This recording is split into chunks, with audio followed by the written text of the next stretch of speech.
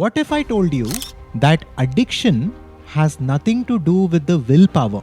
That is why even the strongest people, the CEOs, the leaders, the achievers, still can't stop scrolling social media, smoking, or gambling. Addiction is your identity, your brain, and your mind stuck in a survival loop. Modern science calls it a chronic brain condition. Vedanta calls it the bondage of the mind.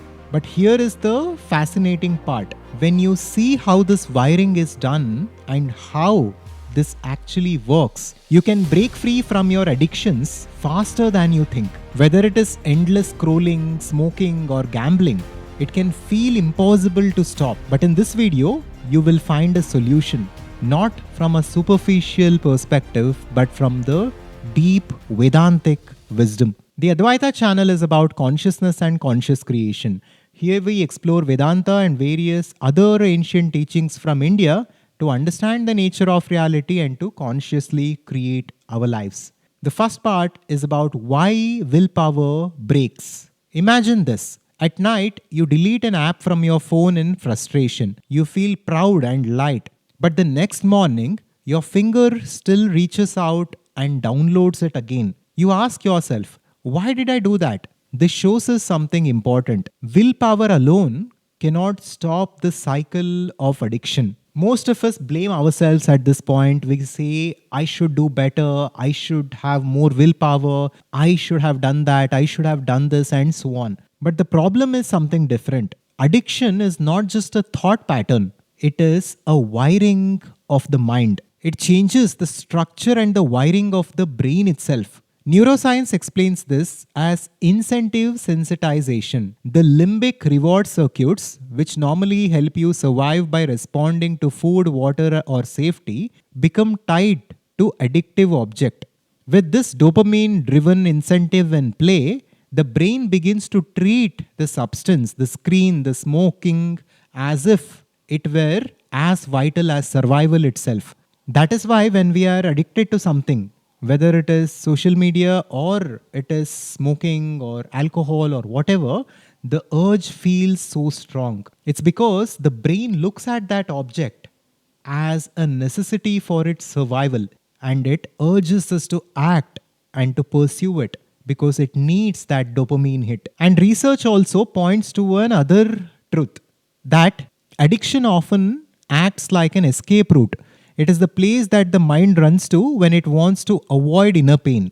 So, whenever you're pursuing something new, maybe it's a new career, maybe it's a new business, and when we go out of our comfort zone, we try to get back to these addictions of social media, of watching endless entertainment, and so on.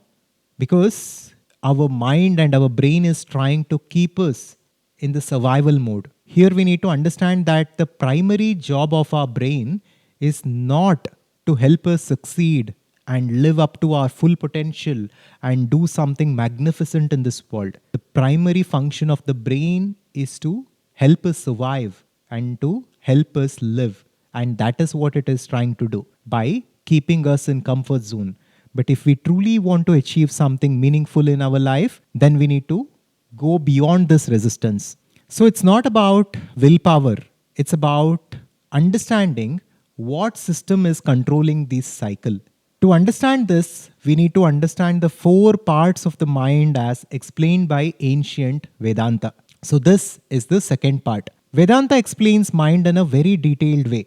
It does not look at mind as one unit as modern science looks at it. Vedanta looks at mind as a combination of different aspects. There is manas, buddhi, ahankara, and chitta. Manas is memory, buddhi is intellect, ahankara is ego or our identity, which makes us feel like an individual person. And then chitta is awareness or reflected consciousness. You can think of them as 4 departments, each one handling a step. When you begin to see how these departments act together, you will understand how addictions bind us and how to get rid of them. First comes manas. Manas is the part of the mind that notices and raises questions. Suppose you see a bright notification pop up on your screen. The manas or the default memory and those tendencies may propel you to feel, shall I check what this is about? And the small spark begins the movement. Next is buddhi. Buddhi is the intellect, it is the deciding power. But most of us do not use it, or we use it in the wrong way, in an unconscious way. It takes the options offered by Manas and chooses yes or no. In the same example, buddhi might say, just one look might not harm. If the intellect is evolved, if we are conscious, it might say, do not look at it, just focus on your work. But if we are unconscious and if we have not trained the intellect, then it might say, just one look will not harm. Then comes chitta. It can be referred to as self awareness, so it stores the urge and its reward. But most of us are not self aware, we are not conscious. We live on autopilot. When we take control of our awareness, we go beyond the intellect and the identity, and we are in control of our lives. But when we let the awareness flow in its default direction, through the unconscious loops and through unconscious creation, then we are not in control.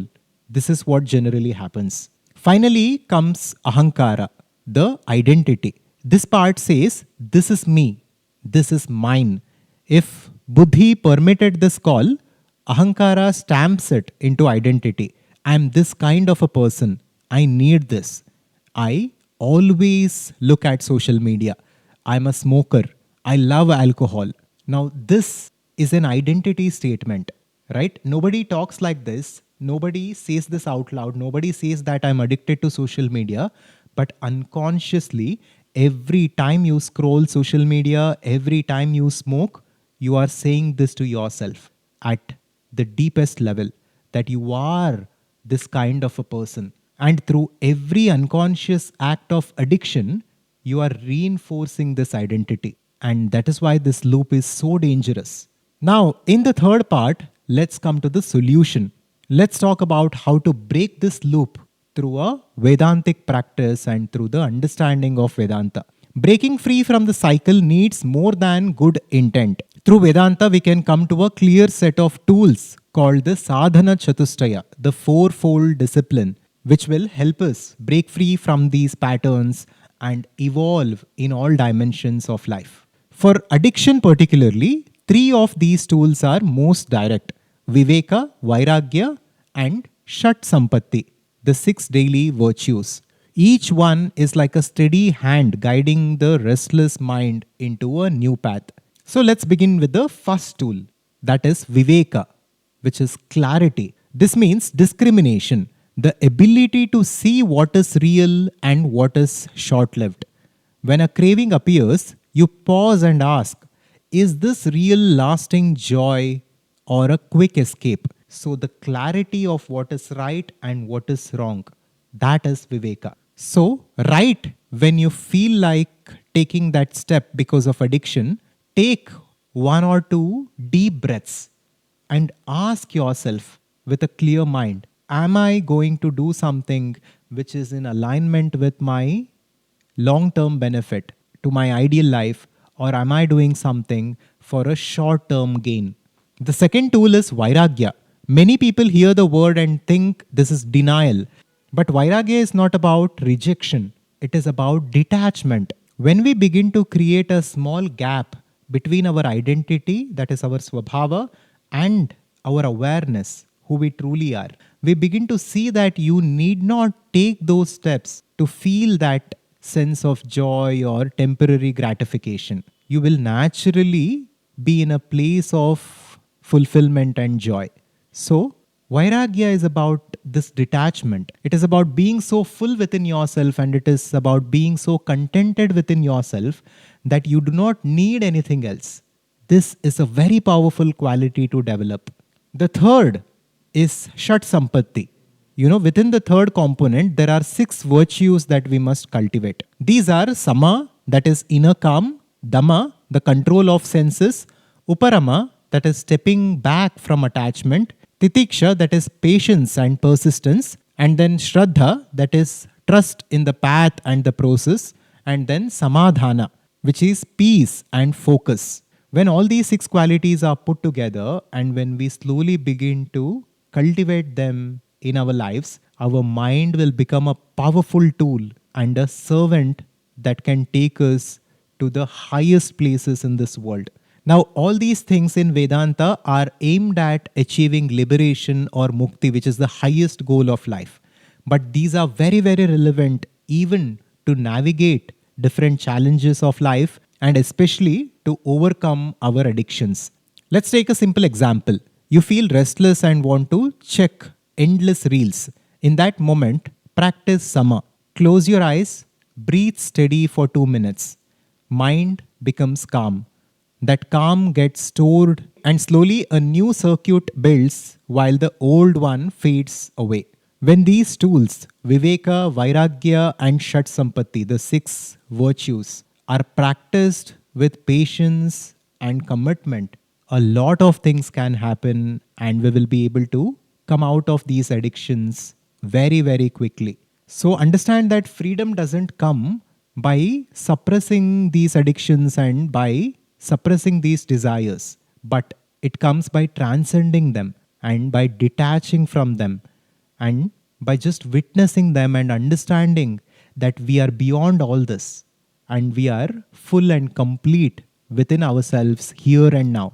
That is what Vedanta always points us toward. So, addiction is not who you are, it is only the mind repeating its old patterns. What you truly are stands untouched, witnessing everything. So, finally, the one simple thing that you can do when these loops and these addictions pull you is just to pause and witness. We call this Sakshi Bhava. This creates a gap, and this gap gives you clarity and it will give you a chance to do the right things in your life. So, practice this Sakshi Bhava, which is about practicing stepping back and witnessing the mind without getting pulled in. And next, you can check out this important video about free will, where we covered from a deep Vedantic perspective whether free will exists or not, whether we are in control of our destiny or whether everything is predestined. It's a very important video and it is sort of a continuation on whatever we discussed in this video. Subscribe to Adhvaitha to wake up. Shivoham.